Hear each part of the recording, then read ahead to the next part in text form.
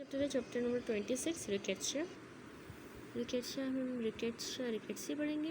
रिकेट्शा प्रोजेकी and ऑक्सेला बर्नेटी, ये तीन pathogens पढ़ेंगे। इंट्रोडक्शन देखिए तो रिकेट्शा ऑब्लिगेट इंट्रासेलुलर बैक्टीरिया है, यानी कि ये ग्रो करता है सिर्फ विद इन द सेल्स।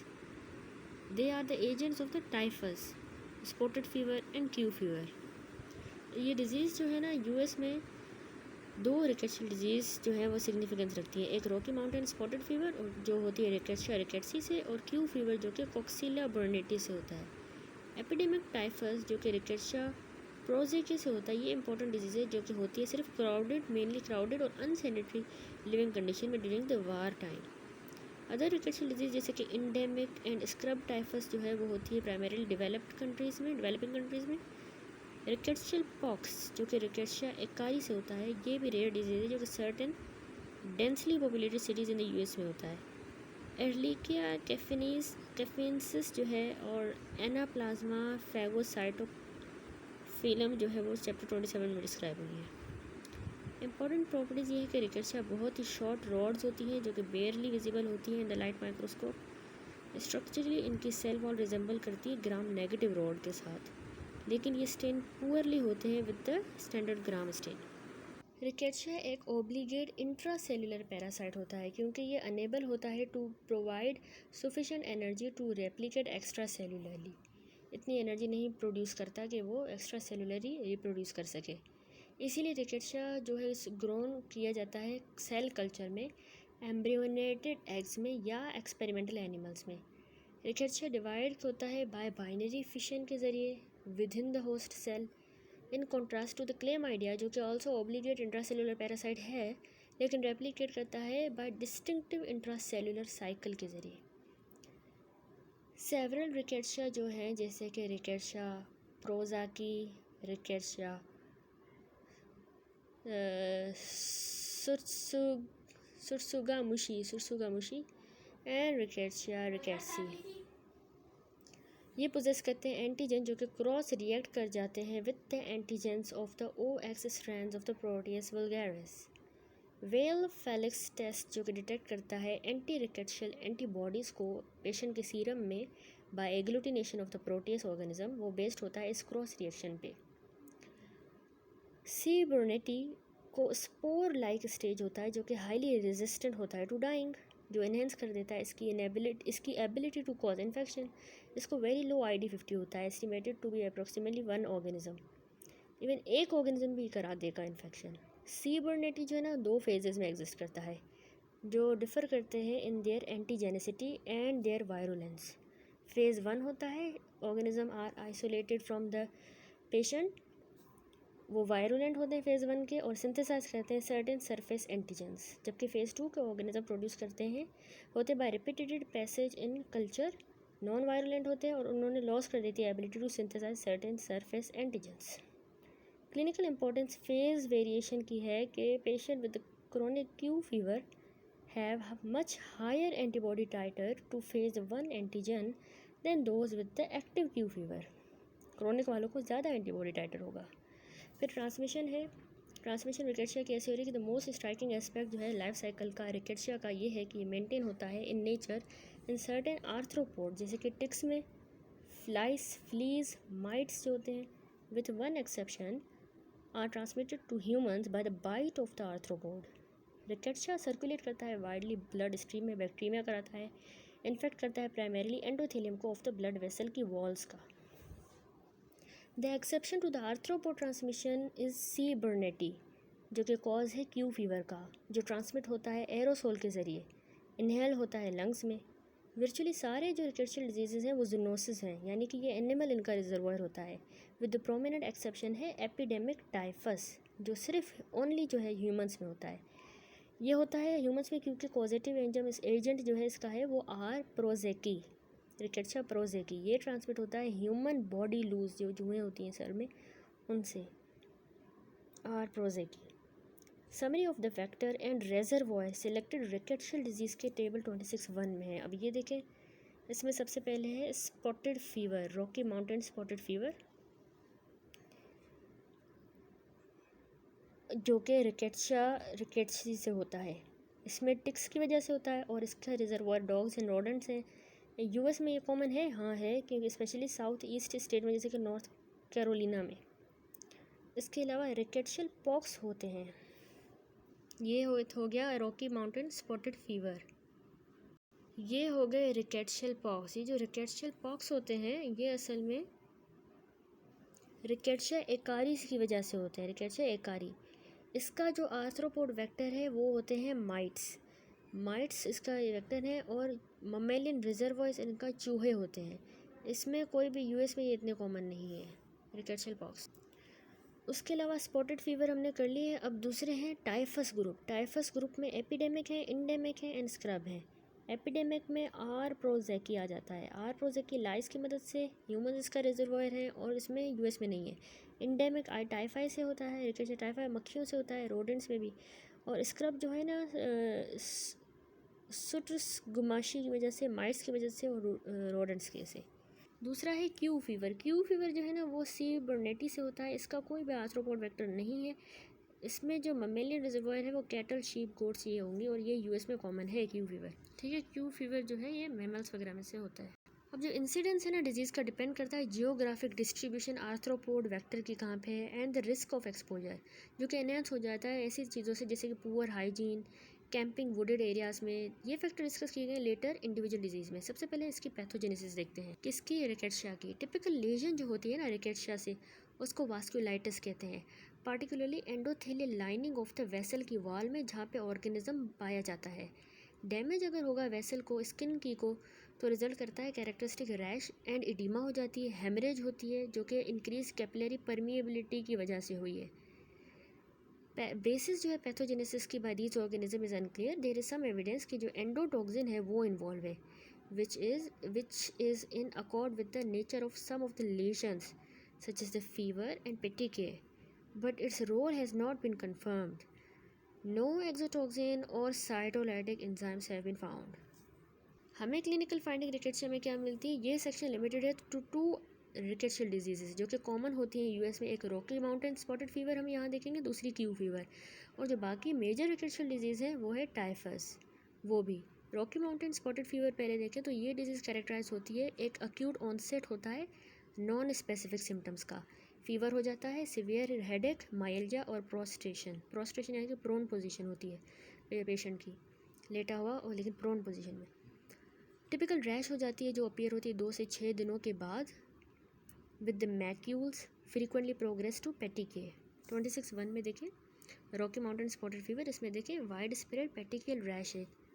ठीक है, पिन पॉइंट अनरेज्ड जो राउंड स्पॉट्स बन जाते हैं जो ब्लीडिंग की वजह से, अंडरलाइंग ब्लीडिंग की वजह से होते हैं, उसको पेटिके कहते हैं। तो पेटिकियल रैश ये होती है। उसके अलावा जो है रॉकी माउंटेन स्पॉटेड फीवर में जो रैश जो होती है ना वो पहले अपीयर होती है हाथों पे और पैरों पे होती है, और फिर ये मूव करती है इनवर्ड ट्रंक पे। इन एडिशन इसमें हेडेक होता है and other profound central nervous system changes आते हैं, जैसे डिलीरियम हो जाता है, कोमा हो जाता है। Disseminated intravascular coagulation and oedema and circulatory collapse भी एंस्यू कर सकता है in severe disease. Diagnosis must be made or clinical grounds and therapy started promptly because laboratory diagnosis is delayed until a rise in the antibody titer can be observed. फिर हमने कहा इसके बाद ये कह रहे हैं कि the name of the disease is misleading because it occurred primarily along the east coast of the US in the southeast state of Virginia and North Carolina and Georgia, जहाँ पे डॉग स्टिक डर्मा सेंटर वेरिएबलिस जो है वो located होती हैं। Name Rocky Mountain spotted fever जो है drive करता है इसका रीजन जहाँ पे ये डिजीज़ पहले फाउंड हुई थी। टिक जो कि है वो है इंपॉर्टेंट रिजर्वायर रिकेट्शिया की एज वेल एज वेक्टर भी है। ऑर्गेनिज्म पास होता है ट्रांस ओवेरियन रूट से tick two tick and a life time infection result. Certain mammal जैसे डॉग्स और रोडेंट्स होते हैं ना वो भी रिजर्वायर होते हैं ऑर्गेनिज्म के। ह्यूमन एक्सीडेंटल होस्ट होते हैं और ये रिक्वायर्ड नहीं है for the perpetuation of the organism in nature. There is no person-to-person transmission. Most cases जो होते हैं बच्चों में होते हैं, स्प्रिंग में और अर्ली समर में जब टिक्स एक्टिव होती हैं। Rocky Mountain spotted fever 95% of the rickettsial disease US में कराता है।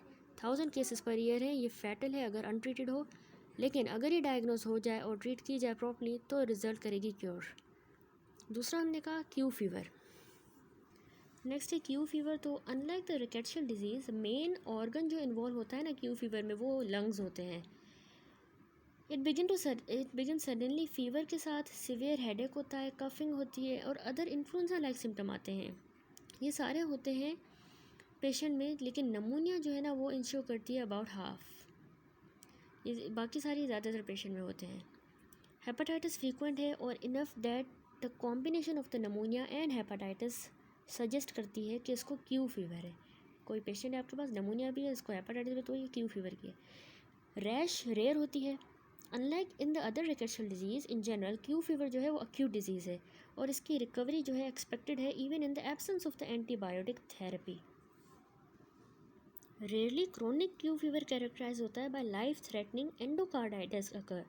Q fever one rickettsial disease है जो कि ट्रांसमिट नहीं होती ह्यूमंस को by the bite of an arthropod. Important reservoir for the human infection इसमें कैटल है, शीप एंड गोट्स।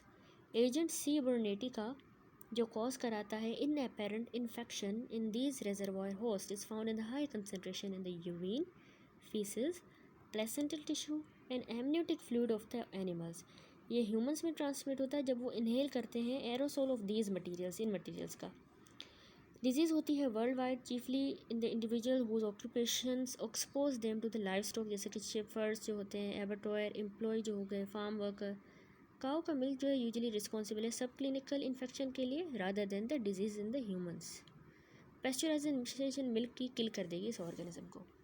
लास्ट है टाइफस। तो टाइफस जो है सेवरल फॉर्म ऑफ टाइफस होती है, नेमली एक लूज बॉन्ड होता है एपिडेमिक टाइफस जो कि आर रिकेट्शिया प्रोजेकी की मदद से होता है। दूसरा फ्ली बॉन्ड इंडेमिक टाइफस होता है जो रिकेट्शिया टाइफी की वजह से होता है। चिगर बॉन्ड स्क्रब टाइफस भी होता है जो कि आर सुट्सुगमोशीस की मदद से होता है। Several other quite rare forms भी हैं। केसेस ऑफ फ्ली बॉन्ड जो एंडेमिक टाइफस है उसको म्यूरिन टाइफस भी कहते हैं। स्मॉल नंबर में होता है south eastern southern region of the California and Texas में। फॉलोइंग डिस्क्रिप्शन लिमिटेड है to the epidemic typhus, the most important of the typhus group of diseases. Typhus begin होता है पहले सडन ऑनसेट होता है, चिल्स का, फीवर, हेडेक और influenza like symptom होता है अप्रोक्सीमेटली 1 या 2 हफ्ते आफ्टर लूज बाइट करे लाउज।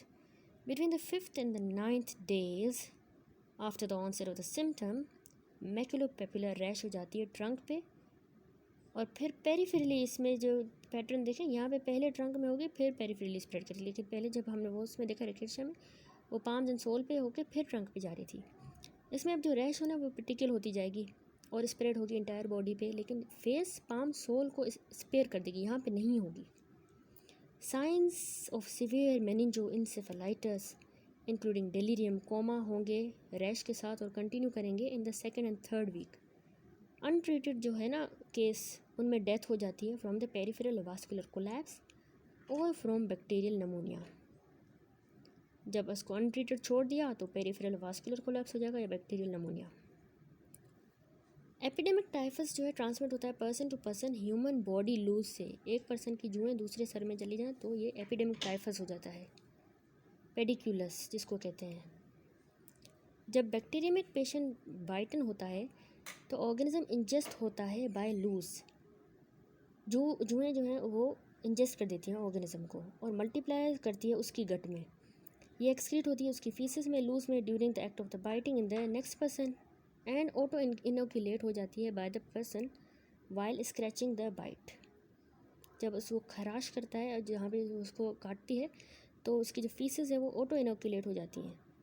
द इन्फेक्टेड लॉज जो है वो डाई कर जाती है कुछ हफ्तों के बाद और लॉज टू लॉज ट्रांसमिशन नहीं होती। इसलिए ह्यूमन इन्फेक्शन जो है वो ऑब्लिगेटरी स्टेज होता है in the cycle. Human infection obligatory stage होता है इसके साइकिल में। एपिडेमिक टाइफस जो है ना एसोसिएटेड होती है with war and poverty. Present it is found in developing countries in the Africa and south America, लेकिन यूएस में नहीं है। Recurrent form of the epidemic typhus उसको कहते हैं ब्रिल-ज़िंसर डिजीज़। ये एपिडेमिक फॉर्म है, इसकी रिकरेंट फॉर्म है, ठीक है। ब्रिल-ज़िंसर डिजीज़ कुछ इस तरह की है। इसके भी साइन एंड सिम्टम्स सिमिलर हैं to those of the epidemic typhus, लेकिन लेस सिवियर होते हैं, शॉर्टर ड्यूरेशन के होते हैं और रेयरली फैटल होते हैं। रिकरेंस होती है एज लॉन्ग एज 50 सालों तक later and can be precipitated by another inter recurrent disease. US में डिजीज़ देखी जाती है बूढ़ों लोगों में जिनको एपिडेमिक टाइफस हुई ड्यूरिंग वर्ल्ड वार 2 यूरोप में। ब्रिल जिनसे डिजीज़ जो है एपिडेमियोलॉजिकली इंटरेस्टिंग है। परसिस्टेंटली इन्फेक्टेड पेशेंट जो है वो सर्व करते हैं as a source of organism should a louse bite अगर, मतलब यही जो है आगे इन्फेक्शन को ट्रांसमिट कर रहे होते हैं अगर इनको किसी लूज ने बाइट कर लिया तो, जो अभी तक पेशेंट ज़िंदा है और इन्फेक्टेड है। अब ये हम लैब में कैसे डायग्नोस करते हैं? लेबोरेटरी डायग्नोसिस जो है ना रिकेट्शियल डिजीज़ की, वो सीरोलॉजिक एनालिसिस पे बेस है rather than the isolation of the organism. Although rickettsia grow किया जाता है सेल कल्चर में या एम्ब्रियोनेटेड एग्स में, ये हैज़ार्डस प्रोसीजर है और ये अवेलेबल नहीं है स्टैंडर्ड क्लिनिकल लेबोरेटरी में। Of the serologic test direct immunofluorescence and enzyme linked immunosorbent ऐसे यानी एलिसा टेस्ट जो है ना ज़्यादा कॉमन है। Indirect immunofluorescence Weil Felix test जो है हिस्टोरिक इंटरेस्ट का है but it is no longer perform क्योंकि स्पेसिफिसिटी एंड सेंसिटिविटी बहुत कम है इसकी। बेसिस जो है वेल फेलिक्स टेस्ट की डिस्क्राइब बिलो है। 4 फोल्ड या ग्रेटर राइज आता है टाइटर में between the acute and convalescent serum samples is the most common way of the laboratory diagnosis is made. ये यूजुअली रेट्रोस्पेक्टिव डायग्नोसिस है क्योंकि कन्वालेसेंट सैंपल ऑब्टेन किया जाता है 2 हफ्तों के बाद द अक्यूट सैंपल। अगर क्लिनिकल पिक्चर टिपिकल है, a single acute phase titer of 1:128 or greater is accepted as a presumptive evidence। अगर टेस्ट अवेलेबल है, डायग्नोसिस बनाई जाती है during the acute phase of the disease by immunofluorescence assay on the tissue obtained from these sites of petechial rash। Weil Felix test based है on the cross reaction antigen का present in the many rickettsia with the O antigen polysaccharide found in the P. vulgaris OX2 OX19 OXK। Test measure करता है presence anti rickettsial antibodies का patient के serum में by their ability to agglutinate the proteus bacteria. Specific rickettsial organism identify होते हैं by agglutination के जरिए observed with one or another of 3 different strains of P vulgaris. However as mentioned this test is no longer used in the US. ये भी किसी काम की नहीं है। ट्रीटमेंट हम क्या देते हैं? सारे रिकेशियल डिजीज़ को चॉइस ऑफ ट्रीटमेंट है टेट्रासाइक्लिन, 3 साइकिल के पहिए, जो with chloramphenicol as a second choice. ठीक है। प्रिवेंट कैसे करें? इस डिजीज़ की प्रिवेंशन है कि हम एक्सपोजर को ही कम कर दें टू द आर्थ्रोपोड के साथ, वेक्टर के साथ। हम अच्छे प्रोटेक्टिव कपड़े पहने जिनमें इंसेक्ट रिपेलेंट हो। फ्रीक्वेंट एग्जामिनेशन करें स्किन की कि टिक्स तो नहीं हो गई। रॉकी माउंटेन स्पॉटेड फीवर जो है टिक अटैच रहती है सेवरल घंटों तक, ट्रांसमिट करती है डिजीज़ को, तो देखनी चाहिए टिक्स को कि वो तो नहीं है। There is no vaccine against Rocky Mountain spotted fever. Prophylactic antibiotics recommended नहीं है एसिम्टोमेटिक पर्सन में बाइटन बाय द टिक, कोई भी प्रोफाइलेक्सिस नहीं है। प्रिवेंशन टाइफस की बेस्ड है पर्सनल हाइजीन पे। डीलाउजिंग करनी चाहिए with DDT, a typhus vaccine containing formalin killed R prowazekii. DDT क्या है? एक टाइफस की वैक्सीन है जिसमें किल्ड प्रोजेकी है, रिकेट्शिया प्रोजेकी ऑर्गेनिज्म। इफेक्टिव है और यूज़फुल है मिलिट्री में ड्यूरिंग वार टाइम, लेकिन ये अवेलेबल नहीं है सिविलियंस में in the United State. Person at high risk of contracting Q fever जैसे कि vegetarian, shepherds, abattoir worker, laboratory personnel जो एक्सपोज होते हैं सी बर्नेटी को, उनको भी रिसीव करनी चाहिए वैक्सीन जो कंसिस्ट करती है किलर ऑर्गेनिज्म। ठीक है, यहाँ पे ये कंप्लीट हुआ। अब हम स्केची की एक वीडियो देख लेते हैं इस रिकेट्शिया स्पीशीज़ पे। रिकेट्शिया टेनिस टॉपिक का नाम है। ये इंसर्ट तो स्टेडियम में बनाया है क्योंकि रिकेट्शिया ऑब्लिगेट इंट्रासेलुलर है। सबने वाइट पहना है क्योंकि इसका मतलब है कि ये स्टेन नहीं लेता, ये पुअर ग्राम स्टेनिंग होती है इसकी। इवन तो ये ग्राम नेगेटिव भी है। ये एनर्जी प्रोड्यूस नहीं कर सकते, इसलिए यूकैरियोटिक सेल से अपनी एनर्जी लेते हैं। इसलिए ये कोच दिखाया है, उसने NAD पकड़ा हुआ है हाथ में। कोए इसकी शर्ट पे लिखा हुआ है।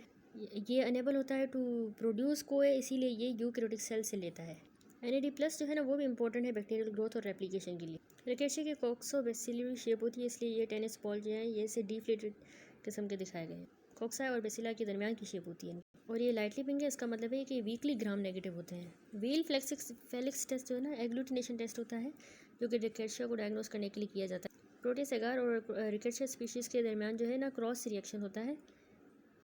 इतना सेंसिटिव और स्पेसिफिक नहीं है लेकिन फिर भी किया जाता है। इसको स्वेटिंग वगैरह भी हो रही है जिसका मतलब है ये प्रोड्रोमल सिम्टम्स होता है। रिकेट्शिया में हेडेक और फीवर होता है। यूनिक सिस्टम जो इसमें होता है वो है वास्कुलाइटिस, जो इससे जो टूट गई है और इनसे भी ये वास्कुलाइटिस को शो कर रहे हैं कि वेसल्स जो है वो इन्फ्लेम हो चुकी हैं, ब्रोकन वेसल्स। और ये जो स्पॉट्स जो टूटे हुए हैं, गिरे हुए हैं, ये रैश को सिम्बलाइज कर रहे हैं जो वास्कुलाइटिस में होती है। और ये डॉक्सीसाइक्लिन या टेट्रासाइक्लिन से हम ट्रीट करते हैं, तो हमने यहाँ पे ये व्हील्स बना दी हैं जो इसको सिम्बलाइज कर रहे हैं। दैट्स इट, हमने रिकेट्सिया कंप्लीट कर लिया।